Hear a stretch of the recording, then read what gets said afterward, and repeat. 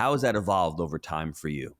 Well, I think that, I think that that's what's been great about my journey is it's not really evolved. It's just been more and faster. I felt like I really picked, spending as much time as I did on the front end, kind of figuring out what I wanted my strategy to be. I knew I didn't want it to be HOA, condos or houses. I knew that I didn't want it to be single family houses because single fault tolerance, right? Most people need both incomes to be able to pay the rent. And so when one of those people loses their job, guess what happens? They're still not paying their rent.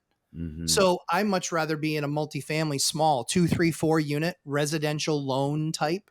And that means that it is based on comps, which means I can find something where it's undervalued because of what else sold, and it has the opportunity to be a much nicer asset.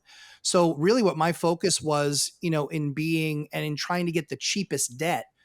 Fannie Freddie passed that rule where they said you can't have 10 mortgages, you can only have four. Well, I already had five at the time. It worked for me. So I said the only other way that I'm going to get additional assets is one way and one way only, and that is move into them, find a way to fix them up while I'm living in them, and then gives me the opportunity to do that. So that's what the house hack strategy really did for me was I could move into it, I could fix it while it was in it, I could then rent out the side that I fixed up, and then I moved into the other side and I fixed that up while I was living in the other side. There were times when I went with no toilets and no showers and no kitchens, and we just roughed it and figured out how to make it work.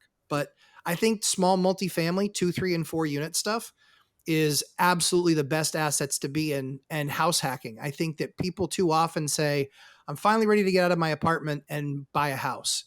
You're used to sharing walls anyway. What do you care? A triplex, buy a quad. And, if you have four buildings and you do those over a 10-year period, what did you really lose in life opportunity? You'll create so much more life opportunity for a majority of the rest of your life if you make that early on sacrifice.